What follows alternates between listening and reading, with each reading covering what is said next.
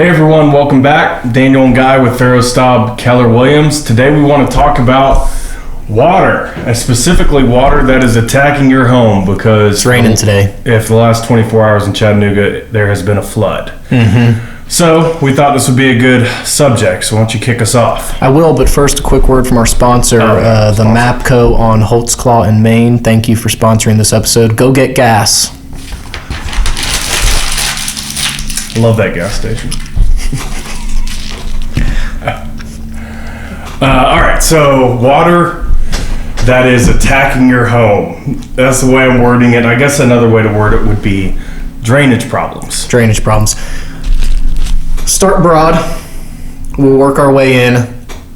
First thing that you need to do when you're a homeowner when it comes to water is keeping it away from your foundation. That is step number one. Doesn't matter if you're on a flat level lot, sloped, on a hill, everything going away from you. It doesn't matter.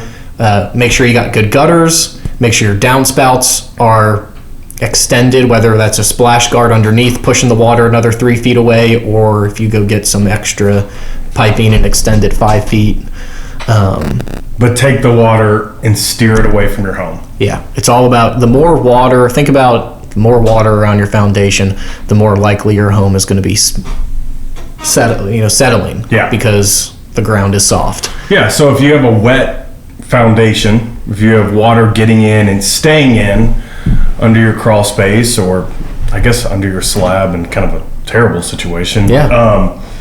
But, possibility of mold, microbial growth, attracts termites, causes settling because the ground is not as hard, and so the weight of the house sinks the house down. Just you don't want water getting under and staying under your home. No. So we said the first step is water diversion, so gutters, downspout extensions. I guess we could also say shaping the grade around your home. That's a very good point. Making sure that when you are, it can happen if you're on a level lot as well, but especially lots that aren't level, make sure that the grade, the slope of the ground is not just pushing and directing water into your foundation. You don't want this. You don't want this. You don't want this. You want kind of this. Just like your roof. Like your roof. It's like a safety in football, right? Yeah. Just like your roof. That's actually a great point. Safety? No, just like your roof. Football? The ground, you want the ground on your side yard to be kind of sloping up to the side of your house. Yes. Not down to the side of your house. Yes. So we've got water diversion, we've got slope, gutters, downspouts. How about sump pumps? Okay. So, especially any home with a basement, and especially in older homes. Before waterproofing technology got to where in older homes, those foundations, they were honestly made to let a little bit of water in because they didn't want water to be pressing up against that old 1920 stone foundation and then causing so much pressure that a wall blows out. So it percolate, is that a good word? The water, is it effervesce? Effervesce? No, it's percolate. Yeah, so those foundation walls percolated, and that was natural. That was that's what it should do. And then they dug out, once it was percolating and coming down the walls, they, shaped it to where it would then exit. But anyways, sump pumps are a common thing to have in your basement. If you've got a little bit of water coming in. Especially in an old house, where, like Guy said, the way those old masonry foundations worked, you're never really going to waterproof them. Water's going to come in, water's going to go out. So if you've got water that's staying in, what you can do is you can have, in the lowest part, you can dig what they call a sump pit and mount the sump pump in the sump bucket in the sump pit. Connected to your home's power supply. When the water rises and at that low point, it floats up a little float, and that turns the pump on, like the way the back of the sump pump works. The sump pump, yes. And so then that pumps and takes the water out. So that's another way to deal with water. It is. I see a lot of basements if you're going with your real estate agent, Daniel or myself, you're looking at a house with us and we're in the basement, a lot of times you're going to see maybe just one wall is painted white, sometimes Right. black. It's like, what is that? It's waterproofing paint. Loctite. Because even cinder Right. block is porous and can, if you're one of your basement walls is cinder block and it's right up against the ground and you're not diverting water well, you may start noticing patches of water that's coming through that concrete and that cinder block. So that paint helps. Yeah, I guess, but it also kind of masks the problem. Yeah, it does. It's not solving it. It's, if you've got good water diversion practices already in your home and then you paint it, it helps. But yeah, if there's a lot of water coming in and you just slap that paint on it, it's still going to come through. Right before you put the home on the market. Yeah. Don't do that. A lot of waterproofing companies have kind of come up in the last, I guess, decade. I don't know. They've been around just the 6 years we've been in the business. But these companies such as AFS, B-Dry, Crawl Space Ninja, Crawl Space and Basement Solutions, many, many more. They make more specialized approaches to to serious issues that can't be solved with gutters, downspout extensions, a simple sump pump. Sometimes it is important to get a crawl space or basement expert company out to look at it. But here's what I would say. Some of those companies don't even charge for a consultation. And so I would think, okay, so they only get paid if they find work for themselves to do. Mm-hmm. It's not like they're an inspector, you pay $400. Yeah. It's like their own business model revolves around this consultation. So if you're going to go with a crawl space company, which you probably should do if you have a serious and chronic water problem, I would just recommend getting 2 or 3 quotes at least and letting them know that you're getting 2 or 3 quotes. And that way, these people know that you're not just going to take their word for whatever $20,000 fix. Yeah, because that's what they're going to want to do. And again, this comes, I'm going to say this and Daniel's probably going to laugh, but if you've got a good real estate agent like Daniel and I mean, call them and ask. I mean, we're not the experts. We're not going to,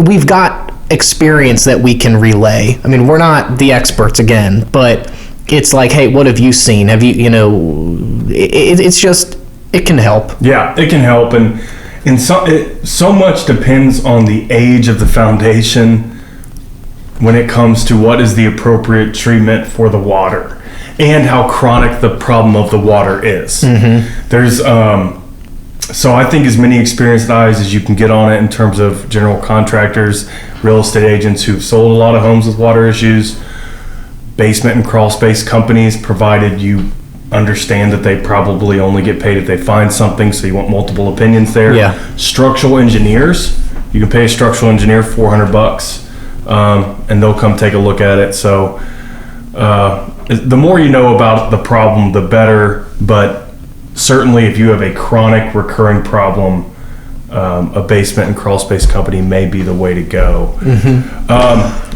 How are we on time? I don't know, but I think one more thing.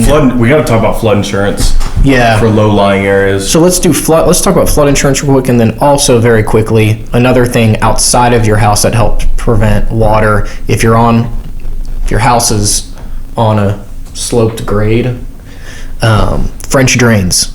If you can't regrade your property and you've got you live on the side of a hill and that hill's coming to the front of your house, you're going to have water coming and hitting the hill. Right. You can't regrade the hill. So you what need you to do, catch it. Yeah, so you catch it. You dig a French drain, and landscape companies can do this. Yeah. Most of them, they'll dig about 3 feet down, 2 feet probably. They'll lay some pipe, gravel, and the water hits your foundation, starts soaking down, gets caught in that piping, and then diverted. And that takes it around the sides of the house where the slope continues. Yeah, and they either take it around the side of the house. Sometimes they connect it into the gutter system because a lot of So anyway, or the sump pit. Yeah, I've seen that before where like guys saying the street's here, the house is here, the water comes down, hits this, and then it's taken into the pump, and that's pumped out the back, or just taken around the sides. Yeah, that's a great point. It also could work at the back of your house. Yeah. The ground's coming into the back of the house, then you've got like a basement build out here. Yeah, of the walk house. out in the front or something. Yeah, so you just want to be able to catch the water and take it around so it doesn't just slam up against that foundation, because eventually that will cause a ton of A lot of problems. hydrostatic pressure on the soil bearing wall, and then you're going to get horizontal cracks on that wall. Yeah, it's a whole issue. Flood insurance, and then we'll wrap it up. Yeah, flood insurance. So the government, FEMA, whatever arm of the government that is, has these flood maps for the entire United States, and they just say, here are areas that are likely to flood, have a moderate risk of flood, have a low risk of flood, have almost no risk of flood. If I understand it correctly, the high risk, the 100-year floodplain means that this area is likely to flood every 100 years. Yes, at least. 500-year, which is the moderate, is it's likely to flood every 500 years. Yeah. Is that correct? Yeah, Right. or it has historically. Or it has and is likely to. But people, wake up. The ice caps are melting. Oceans are rising. This is true. Flood zones may be growing. We don't know. I don't know enough about science. Anyway, so most flood zones in Chattanooga, anywhere near the Chickamauga Creek that comes off Signal Mountain and feeds into the Tennessee River, it flows all through Hickson. There's one in Brainerd. Valley, East Ridge, over near Camp Jordan. Yeah, There's East Ridge. That's in a flood zone. Yeah, near the airport. The very top of Signal Mountain. So you may have, you can be on top of Signal Mountain and your home is in this little depression, but you're nowhere near a flood zone, right? And you may have more water issues than someone who is in Middle Valley, but their home site, sits up a little bit and they've got great drainage around it. Yeah, that's a good point. But the reason flood zones really matter is because they determine if your lender is going to require flood insurance, or maybe even if you don't have a lender, you own your house cash, want to carry flood insurance. Anyone can carry flood insurance on anything. You can have flood insurance on top of Lookout. Yeah. It's probably a waste of money. Probably crazy. It's like having earthquake insurance. Where's the place they don't have earthquakes? Yeah, I was gonna say be careful. Don't say here. Hold on. So anyways, that is something where you can go on FEMA.gov and you can type in your address and you can look at flood maps and you can talk to your insurance agent and figure out if you need flood insurance. So that's all I have to say about that. Good. It has stopped raining, so I guess we talked for a while. I guess we kind of drove the rain away with our droning. Very good. Yeah. All right. Thank you for hanging out.